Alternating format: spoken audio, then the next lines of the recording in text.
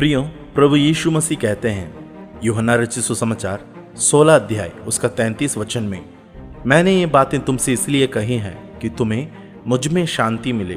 संसार में तुम्हें क्लेश होता है, परंतु ढाढ़स बांधो, मैंने संसार को जीत लिया है।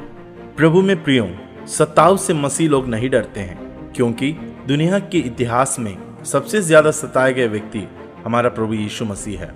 इस कारण प्रभु यीशु मसीह के पीछे चलने वाले लोगों को मौत के डर नहीं रहता है, क्योंकि हमें जीवित रहना मसीह और मरना लाभ है।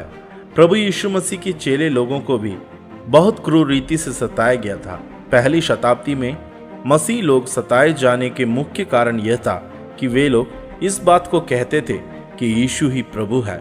जब रोमी सरकार विश्व में शासन करते समय कैसर पूरी दुनिया का राजा थे। उनके जन्मदिन के अवसर पर हर कोई कैसर के सामने अपनी जुबान से ये कहते थे कि कुरियोस कैसर, यानी कैसर हमारी प्रभु है। लेकिन जिस वक्त परमेश्वर का वचन सुनकर लोगों ने प्रभु यीशु मसीह पर विश्वास करने लगे, तब से उनके सामने की सबसे बड़ी चुनौती ये रही थी कि कैसर नहीं बल्कि यीशु मसीह है प्रभु कहना। जैसे रोमियो की पत्री 10 अध्याय उसका 9 वचन में लिखा है कि यदि तू अपने मुंह से यीशु को प्रभु जानकर अंगीकार करे और अपने मन से विश्वास करे कि परमेश्वर ने उसे मरे हुए में से जिलाया, तो निश्चय उद्धार पाएगा। इस वचन के लिए काफी सारे मसीह लोगों को अपनी जान कुर्बान करना पड़ा, क्योंकि जितने भी लोग यीशु मसीह को प्रभु कहते थे वे सब क्रूर रीति से सताया गया। कई लोगों को शेर जैसे जंगली जानवरों के द्वारा मारा गया और कुछ लोगों को घोड़े के पीछे बांधकर घसीटा गया और भी कुछ लोगों को बंदी गृह में डाला गया। वैसे तरह तरह के रीति से प्रथम कलीसिया की मसीह लोगों पर भारी सताव पड़ी और आज तक हम देख सकते हैं कि प्रभु यीशु मसीह के लिए जितने सारे लोग शहीद हुए होंगे उतना किसी और के लिए कभी नहीं हुई है। आज भी कलीसिया इस बात को जानना जरूरी है कि मसीह का मार्ग सिर्फ चिन्ह और छुटकारा के मार्ग नहीं बल्कि संकट और सताव के भी है। इस कारण यीशु मसीह ने कहा मत्ती रचित सुसमाचार 7 अध्याय उसका 13 वचन में, सकेत फाटक से प्रवेश करो, क्योंकि चौड़ा है वो फाटक और सरल है वो मार्ग जो विनाश को पहुंचाते हैं, और बहुत से हैं जो उससे प्रवेश करते हैं। क्योंकि सकेत है वो फाटक और कठिन है वो मार्ग जो जीवन को पहुंचाता है, और थोड़े हैं जो उसे पाते हैं।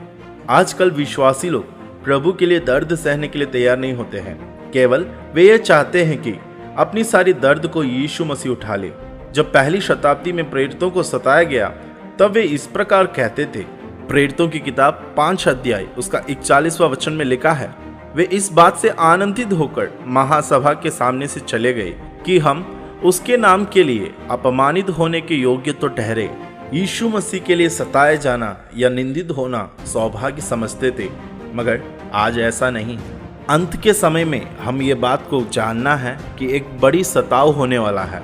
लूका रचित सुसमाचार 21 अध्याय उसका 12वां वचन से लिखा है, परंतु इन सब बातों से पहले वे मेरे नाम के कारण तुम्हें पकड़ेंगे और सताएंगे और पंचायतों में सौंपेंगे और बंदी गृह में डलवाएंगे और राजाओं और हाकिमों के सामने ले जाएंगे, पर यह तुम्हारे लिए गवाही देने के अवसर हो जाएगा।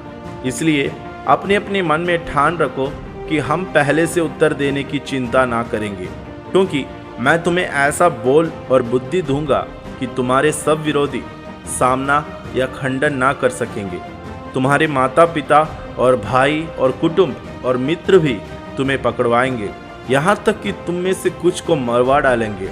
मेरे नाम के कारण सब लोग तुमसे बैर करेंगे। आने वाली एक बड़ी सताव के विषय में प्रभु यीशु मसीह कहता है, अंत के समय में कलीसिया इन सभी बातों को सामना करने के लिए तैयार होना जरूरी है। एक बड़ी सताव सहने के लिए हमारी शरीर प्राण आत्मा को हमको तैयार करना होगा, ताकि जब इन सारी बातें बीत जाएगी तब हम अपने प्रभु यीशु मसीह के साथ रहने पाएंगे।